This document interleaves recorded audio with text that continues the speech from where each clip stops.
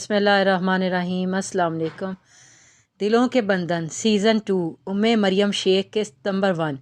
हम लोग सीज़न 2 इसका शुरू करने जा रहे हैं जान से तमगर के साथ ही। इंशाअल्लाह ताला आपको बहुत हिट जाएगा ये नावल, आप लोगों को अच्छा लगेगा। थैंक यू सो मच मेरे नावल पे आने के लिए। जो मेरे बाकी के सब्सक्राइबर हैं प्लीज़ वो भी जल्दी से पूरे करवा दें, आपकी बड़ी मेहरबानी होगी सबकी। और मेरे चैनल को सब्सक्राइब करें, लाइक और कमेंट्स भी किया करें ताकि मुझे आइडिया हो आपने किस तरह का नावल देखना है, ऊपर सुनना चाहते हैं। Thank you so much. आज उसके वालिदैन की 24वीं बरसी थी। इसकी मौत एक कार एक्सीडेंट में एक साथ हुई थी। वो इस वक्त सिर्फ 6 बरस का था। कॉन्टिनेंट में ज़ेर तालीम होने की वजह से वो माँ बाप के साथ इस सफ़र में शामिल नहीं था। इस सफ़र में उसका शामिल ना होना उसके लिए खुशकिस्मती की अलामत था, मगर उसने कुदरत की इस मेहरबानी को हमेशा अपनी बदकिस्मती गर्दाना था।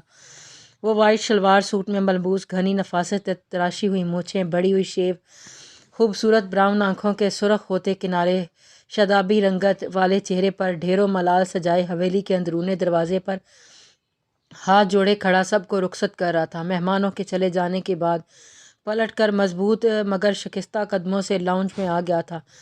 मीर सजावल भाई और जरताज भाभी दोनों ही मुझे बहुत अजीज़ थे। आज भी इनके जाने का गम रोज़े अव्वल की तरह निढाल कर देता है, मगर कुदरत के फ़ैसलों के आगे किसी की नहीं चलती। इन दोनों की एक दूसरे के लिए मोहब्बत भी इस कदर रूहानी थी कि मौत भी इन्हें जुदा नहीं कर सकी। एक साथ ही इस दुनिया से ले गई। रानिया इसके चेहरे को दोनों हाथों में थाम कर गमगीन लहजे में गोया हुई थी। पप्पो साईं, ये आपकी मोहब्बत ही है जो वो मुझसे इस कदर दूर होने के बावजूद भी हर पल मेरे साथ हैं, वगरना मैंने तो ना समझी की उम्र में इन्हें खो दिया था। आपके मुंह से इनका जिक्र सुनकर ही मैं उनकी शख्सियत के हर पहलू से वाकिफ़ हूँ। आप ही की वजह से इनके चले जाने के बावजूद भी मुझे हर तरफ इनकी मौजूदगी का एहसास होता है। अगर आप जैसी मोहब्बत करने वाली फूफो मेरे पास ना होती तो मैं अपने पेरेंट्स की कमी को और शिद्दत भी महसूस करता, मगर आपने कभी भी मुझे इस महरूमी का एहसास नहीं होने दिया। मीर जवार ने इनके हाथ थामकर करीबी सोफ़े पर बिठाया और ख़ुद भी इनके नज़दीक बैठ गया। आप जानती हैं, जब आप अपने ससुराल से मुझे मिलने के लिए मरी आती थी तो मुझे ऐसा लगता था मेरी सगी माँ मुझसे मिलने आई है। वो होती तो वो भी मुझे ऐसे ही बेगर्ज चाहती। आपका प्यार मेरे लिए कुदरत का वो अनमोल तोहफ़ा है जो मैं अपनी तमाम दौलत से भी नहीं ख़रीद सकता। ऐसी पुरखलूस मोहब्बत सिर्फ़ नसीब से ही मिलती है। मीर जवार इंतहाई धीमी आवाज़ में बोल रहा था। रानिया की आंखें भर आईं।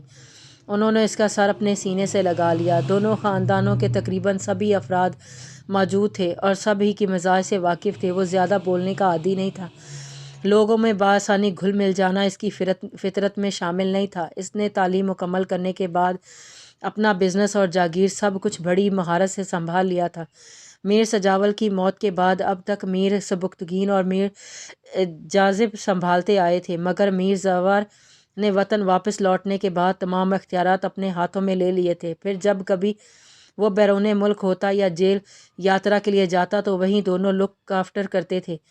अब वो बिज़नेस टाइकून होने के साथ मशहूर मारूफ सियासतदान भी बन चुका था। इसने दादा के नक्शे कदम पर चलते हुए सियासत को भी नज़रअंदाज नहीं किया था, बल्कि सियासत में कदम रखते ही अपना सिक्का भी मनवा लिया था। वो मुल्क के जाने माने कामयाब सियासतदानों में से एक था। इस शोहरत के पीछे वजह सिर्फ सियासत ही नहीं, वो स्कैंडल्स भी थे जिनकी वजह से वो हमेशा शाह सुर्खियों में रहता था, मगर हर बार अपनी शातर दिमागी और हाई प्रोफाइल अप्रोच की वजह से बच निकलता। इसने अपनी ज़िंदगी का बस एक ही मकसद बना लिया था, पैसा, पैसा और बस पैसा। पैसा कमाने के लिए इसने हर वो रास्ता इख्तियार किया था जिससे इसकी दौलत में इजाफा हो। वो रास्ता जायज़ हो या नाजायज़, इस बात से कोई इसे गर्ज नहीं थी। इसकी ज़िंदगी में किसी के लिए भी जगह नहीं थी। वो औरत ज़ात को एक निगाह गलत के काबिल भी नहीं समझता था। इसकी ज़िंदगी में औरत का अमल दखल मीटिंग रूम्स और चैम्बर्स तक महदूद था। ज़िंदगी में शामिल होने की इजाज़त किसी को भी नहीं थी। मीर जवार पार्टी में मौजूद बेशुमार लड़कियों के दिलों की धड़कन था।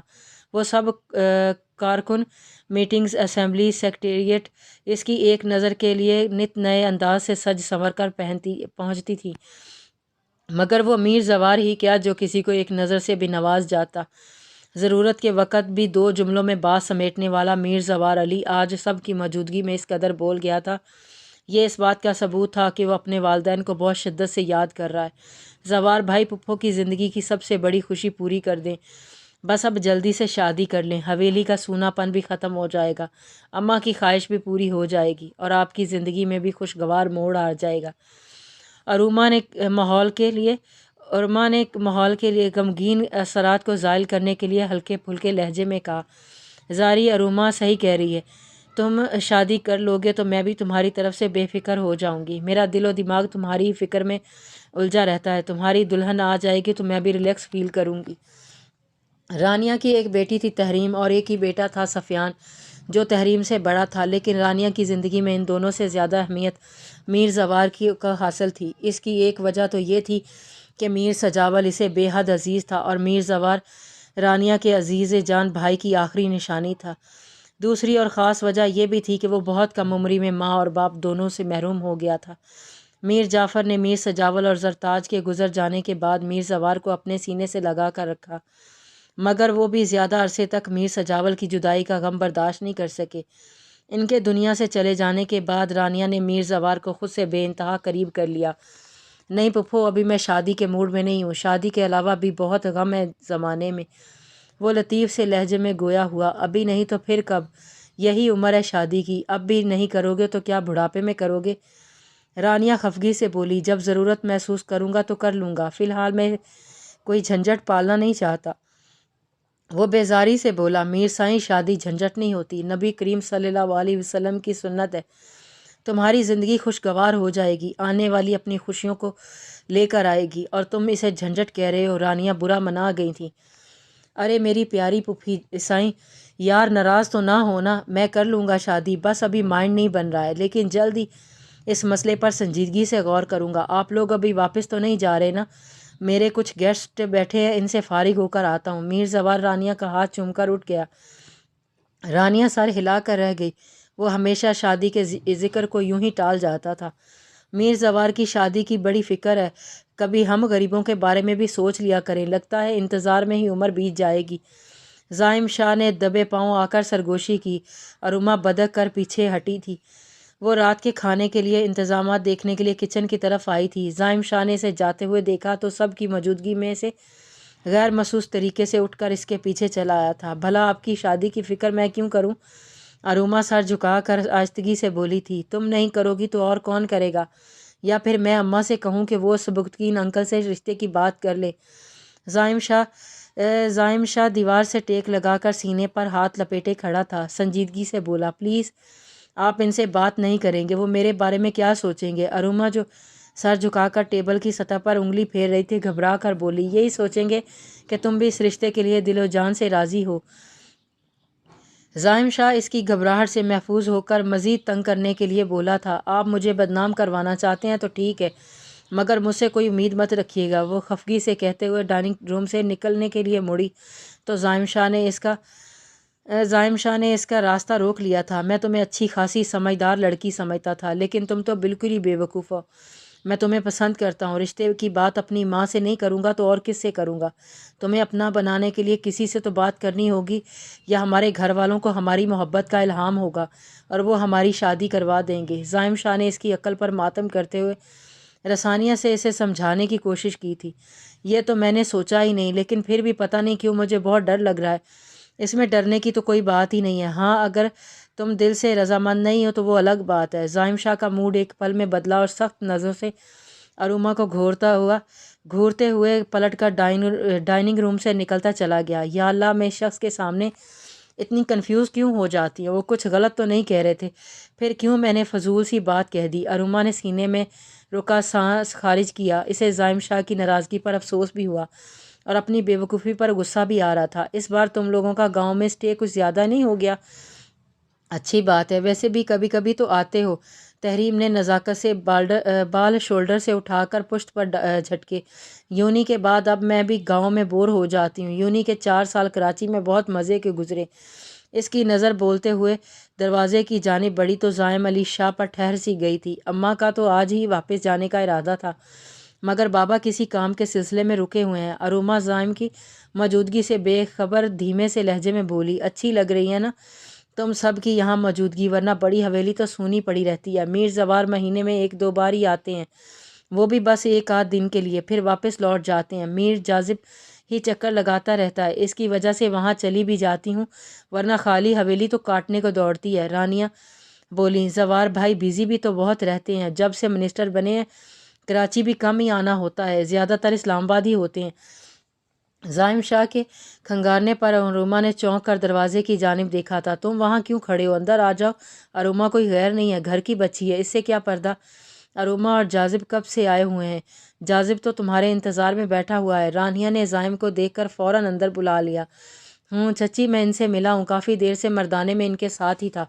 وہ ہنگار بھر کر بولا تھا، آپ کو انفارم کرنے آیا ہوں، میں اور جاذب باہر جا رہے ہیں، آپ ہماری واپسی تک یہیں رکیں گے یا آپ کو گھر جانا ہے؟ زائم شاہ بھاری قدم اٹھاتا ہوا اندر آ گیا۔ اس نے رانیہ کو جواب دے کر براہ راست اروما کو مخاطب کیا۔ اس کی لو دیتی نگاہوں سے گھبرا کر اروما نے سٹ پٹا کر رانیہ کی طرف دیکھا۔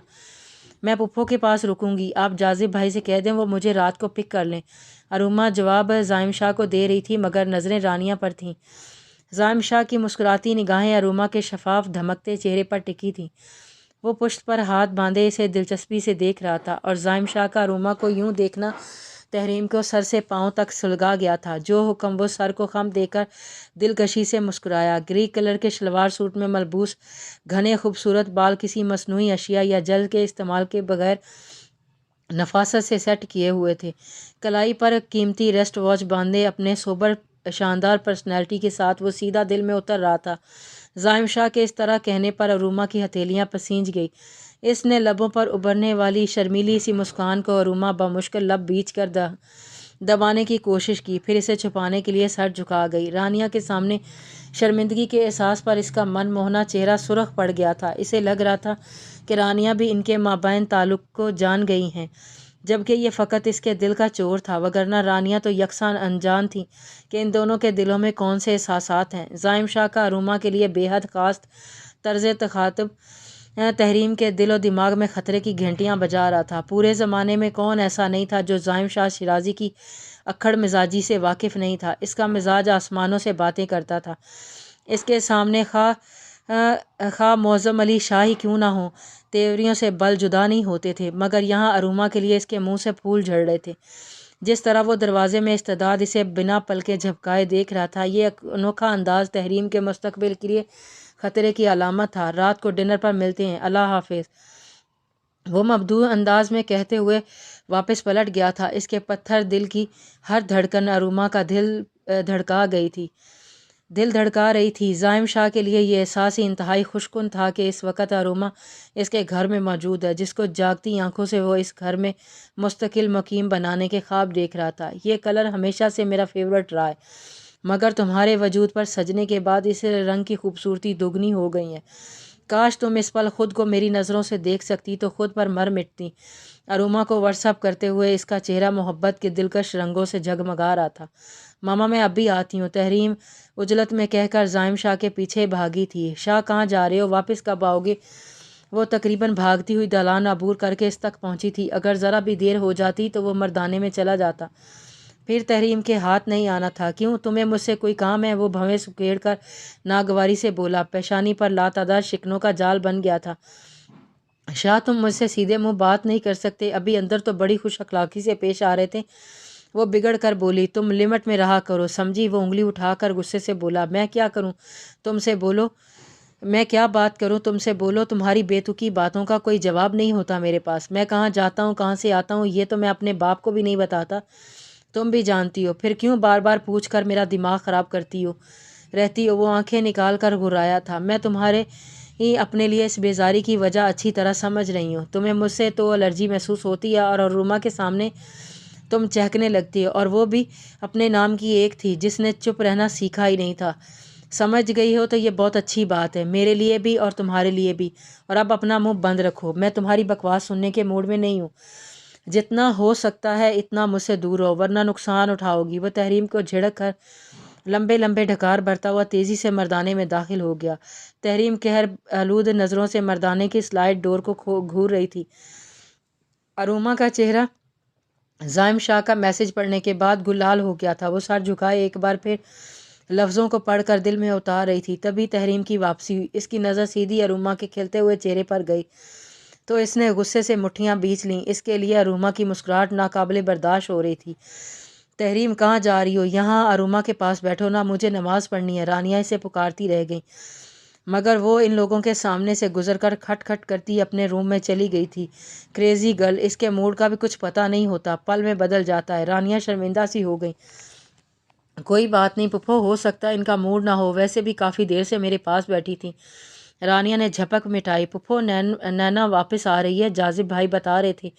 ہاں بس کچھ دنوں میں اس کی واپسی ہے، اروش بھابھی اس کی واپسی کی تیاریوں میں بیزی ہیں، اس لیے میں اسی سلسلے میں کراچی کے زیادہ چکر لگ رہے ہیں، برسی کی وجہ سے یہاں آئی ہوئی تھیں۔ رانیہ نے اروش کی غیر موجودگی کی تفصیل بیان کی تھی۔ نینا کے واپس آ جانے سے تو رونق ہو جائے گی، وہ باتیں بھی تو کتنی پیاری کرتی ہے، اروما نے خوش ہو کر کہا تھا۔